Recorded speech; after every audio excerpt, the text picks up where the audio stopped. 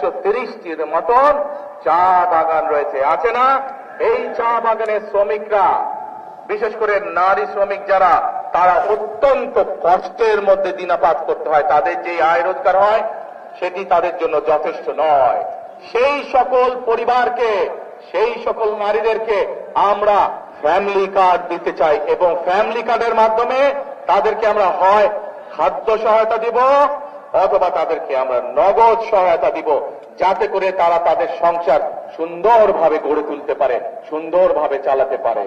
প্রিয় ভাই বোনেরা, চা শ্রমিকরা যেমন পাবে, এক চা বাগান শ্রমিক যে নারীরা আছে তাদেরকে আমরা ফ্যামিলি কার্ড দিতে চাই।